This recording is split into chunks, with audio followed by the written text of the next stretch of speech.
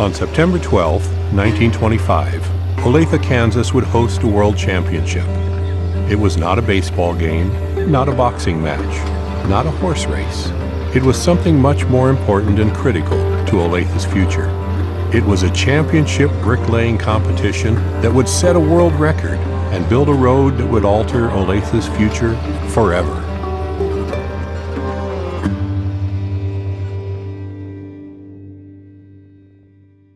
By the 1920s, it was clear that the automobile was quickly becoming the major means of transportation across the United States, and roads were becoming the lifeblood of communities.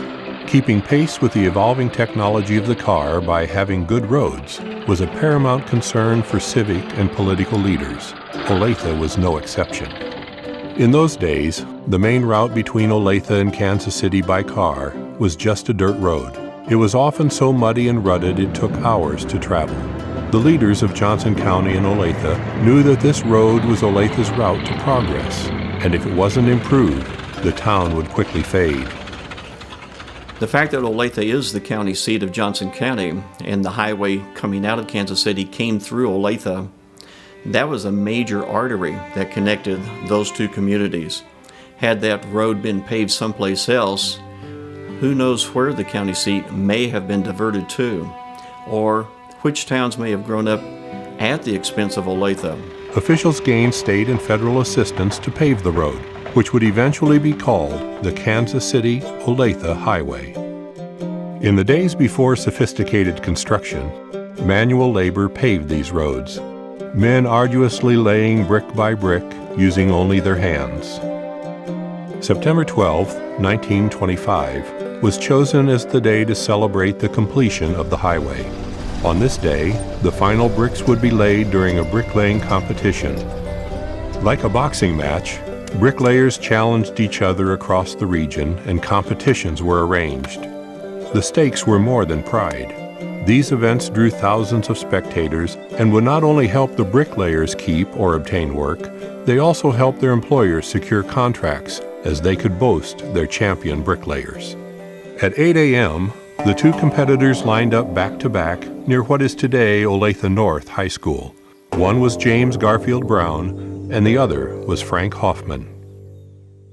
James Garfield Brown, an Oneida Indian from New York, was known simply as Indian Jim.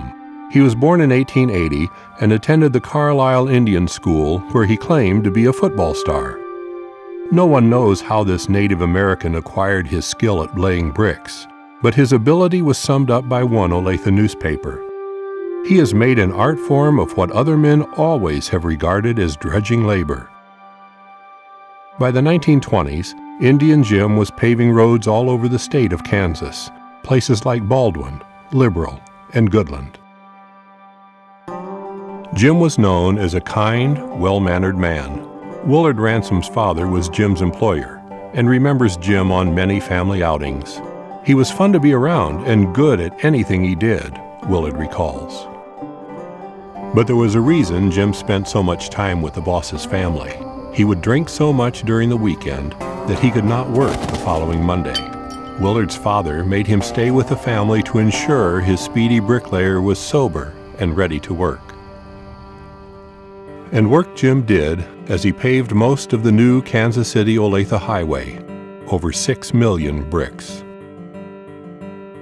Then we were all allowed to go down about half a block to see what the road looked like. And we were pretty exciting about him because he was just kind of a startling thing to me because he never straightened up. He just bent over and laid those bricks, and then they bring him another pile of bricks, and he just start with those and put those down, and they'd bring him another one. And I thought, I'll bet he can't even straighten up in the morning because his back is going to be so sore. Little is known about his opponent Frank Hoffman, a speedy bricklayer from El Dorado, Kansas. Frank had come to the competition boasting his bricklaying prowess and declaring he would be the winner before day's end. At 8:07 in the morning, the competition began. Like the tortoise and the hare, Frank worked with a feverish pace, whereas Jim was steady and smooth. Jim took an early lead, and by 10 a.m. he had laid more than 14,000 bricks, 752 more than Hoffman. While the competition continued, a formal ceremony and ribbon cutting was held on another section of the road. Senator Charles Curtis, Olathe-born J.C. Nichols, and many other dignitaries were present. Kansas Governor Paulin cut the ribbon, and a new era for Olathe was begun. By early afternoon, the competition had heated up as the bricklayers took a break for lunch. Frank had caught up, and Jim's lead had dwindled to a mere 156 bricks. Both men had laid nearly 30,000 bricks apiece, and the rest of the afternoon was set to be a true showdown. A parade through downtown Olathe continued the festivities with over 300 cars and floats. Total attendance in Olathe for the day's celebration was estimated at 10,000 to 12,000 people. That afternoon, hundreds gathered to see the bricklaying finale. On one side of the road were Indian Jim's fans, on the other, Hoffman's. At 3:45, the competition ended. The final count was 46,644 bricks to 44,889. Indian Jim had surged ahead in the afternoon, winning by 1,755 bricks. Jim laid 218 ton of brick in 7 hours, a record that holds today. He was awarded a $200 prize, and he received his regular wage of $2 an hour. The next day, with the road opened, nearly 7,500 cars came down the new highway from Kansas City. For the next 35 years, this road would be Olathe's connection to Kansas City and the world. But once this road got bricked, then it became a 40-minute drive. Opened up commerce, opened up travel. Businesses could now locate in Olathe.